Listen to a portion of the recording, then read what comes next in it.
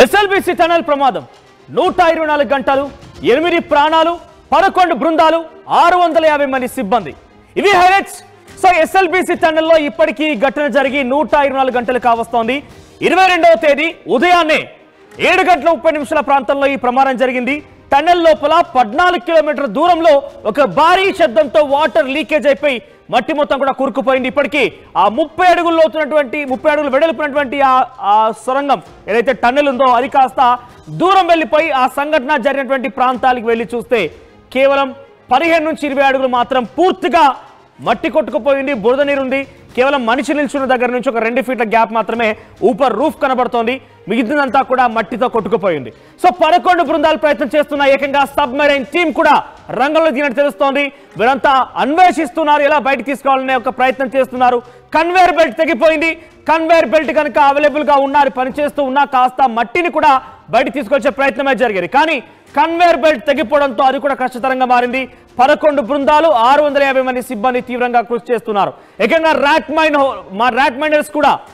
whole miners కూడా అక్కడికి వెళ్ళిపోయి ఎంత కష్టతరమైనటువంటి పనిని కూడా చాలా ఈజీగా చేసేటువంటి ర్యాట్ హోల్ మైనర్స్ కూడా చిన్న చిన్న రంధ్రాలు పెట్టుకొని పాకుతూ వెళ్ళిపోయి అక్కడ చూసేందుకు వెళ్ళేవారు కూడా చాలా చేతులు ఎత్తేసారు తమకు ఏం తోచడం లేదంటూ కూడా మాట్లాడుతున్నారు ఒకసారి ర్యాట్ హోల్ మైనర్స్ సంబంధించిన విజువల్స్ మీకు చూపిస్తాను నేను ఒకసారి ర్యాట్ హోల్ మైనర్స్ లోపలికి వెళ్ళిపోయి వారంతా అక్కడ అన్వేషించి చివరిగా 15 మీటర్లు అక్కడ సంఘటన జరిగిన స్థలం నుంచి 15 మీటర్లు ఇక్కడ చూడండి సంఘటన జరిగినటువంటి ప్రదేశం నుంచి ఒక 15 మీటర్ల దూరంలో ఉన్నారు అక్కడ విజువల్తో చివరిగా కనబడుతున్న కదా వ్యక్తి దాదాపుగా ఎడ్జ్కి వెళ్ళిపోయాడు టిప్కి వెళ్ళిపోయాడు ఆ తర్వాత అక్కడ ఏం కనిపించడం లేదు వాళ్ళు చెప్తున్న మాటలు చూస్తుంటే ఊపిరి ఆడడం లేదు ఊపిరి చలపడం లేదు ఇక్కడ చాలా ఇబ్బందిగా ఉంది శ్వాస తీసుకోవడం కూడా ఇబ్బందిగా ఉందంటూ కూడా ఆయన మాట్లాడుతున్నాడు సో 4 అడుగుల వెడల్పుతో చిన్న చిన్న రంధ్రాలు చేసుకొని వెళ్ళిపోయేటువంటి ర్యాట్ మైనర్స్ కూడా ఇంతటి స్థాయిలో ఇబ్బంది పడుతున్నారు అక్కడ అంటే అక్కడ ఎటువంటి పరిస్థితి ఉందో అర్థం చేసుకోండి చాలా అంటే చాలా కనీసం అక్కడికి వెళ్ళిన తర్వాత ఏం చేయాలో అర్థం కావడం లేదు ఇంతమంది సిబ్బంది వెళ్తున్నారు కానీ ఏం చేయాలో తోచడం లేదు ముందుగా మట్టిని తొలగించాలి ఆ లీకేజ్ వాటర్ డీవాటరింగ్ ఎప్పటికప్పుడు నిత్యం చేస్తూ ఉండాలి ఆ తర్వాత అక్కడటువంటి 8 మందిని రక్షించాల్సి ఉంటుంది రక్షించడం అంటే బై గాడ్స్ గ్రేస్ ఇంకా కూడా వాళ్ళు బతికుండాలనే ఆశతోనే ఉందాం కానీ